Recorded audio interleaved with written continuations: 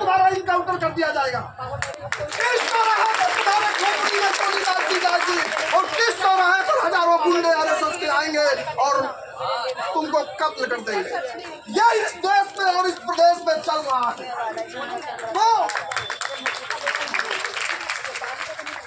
तो हमको यह सरकार जो है, ऐसी सरकार के साथ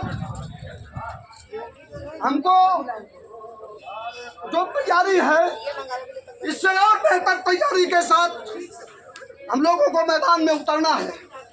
यह आसान नहीं है लड़ाई, यह युद्ध है और युद्ध की तरह लड़ना होगा।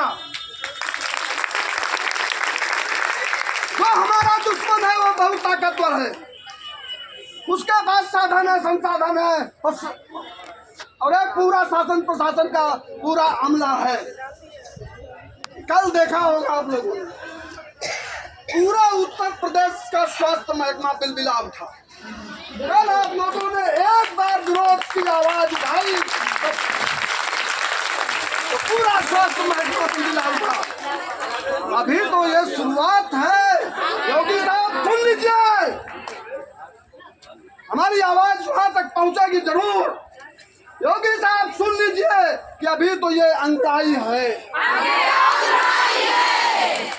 तो दर्द जब अपनी हदों को पार कर जाता है, दर्द जब अपनी हदों को पार कर जाता है तो व्यक्ति कुछ भी कर गुजरने के लिए तैयार है। और आपका दर्द आपकी हदों को पार कर गया। अभी आज सुबह वो हमारे यहाँ, हमारा कानपुर का देहात का मैथा का एक हमारे पास लेटर आया है। तो जो एमओआईसी है वहाँ के, उन्होंने लेटर जारी किया था के नाम। वो सीधे लिख रहे हैं कि उत्तर प्रदेश में एस्मा लागू है और आप लोग हड़ताल नहीं कर सकते हैं, और अगर हड़ताल करेंगे तो आपको सस्पेंड कर दिया जाएगा। आप किसको सस्पेंड करोगे जिसकी नौकरी ही नहीं है, जिसकी नौकरी ही नहीं मांगेगा।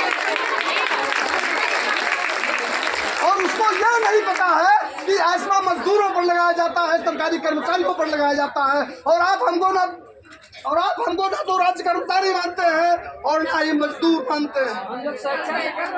हम क्या मानते हैं? हमने क्या मांग लिया सरकार से? कोई आसमान तो नहीं मांग लिया, कोई पूरी धरती तो नहीं मांग ली। हमने अपना हक मांगा है, अपना हक मांगा है, अपनी मेहनत का पैसा मांगा है, अपने खून पसीने की कीमत मांगी है। और अगर वो भी नहीं देना चाहते हैं आप, तो हम लड़के लेंगे, हम छीन के लेंगे, हम लेकर रहेंगे।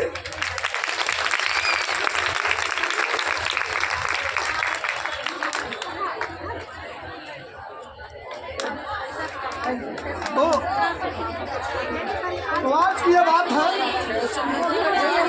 हम यह कहना चाह रहे हैं, असली मुद्दे पर मैं आता हूँ। ये हड़ताल इतनी आसान नहीं है,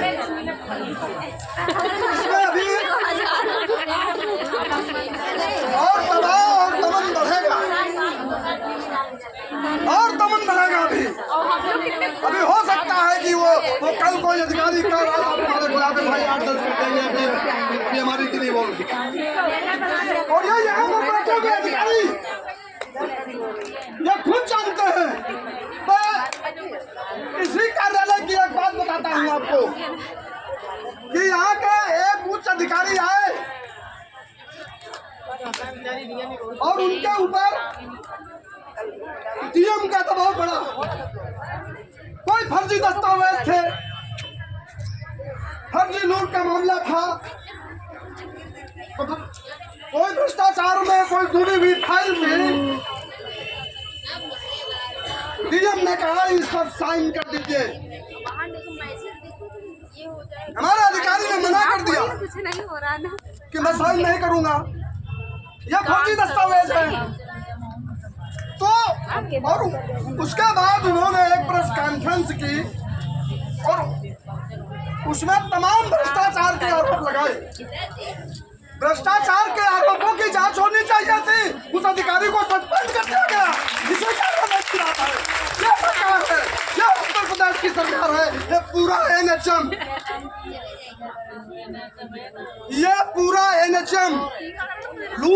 सेंटर है, लूट का पूरा अखाड़ा है और इसको सरकार बनाए रखना चाहती है। आप जैसे लोगों को बंधुआ मजदूर बनाकर बराबर काम कराते रहेंगे तो आगे लड़ाई है, तो आगे लड़ाई है और इसकी तैयारी में मुझे जुटना है।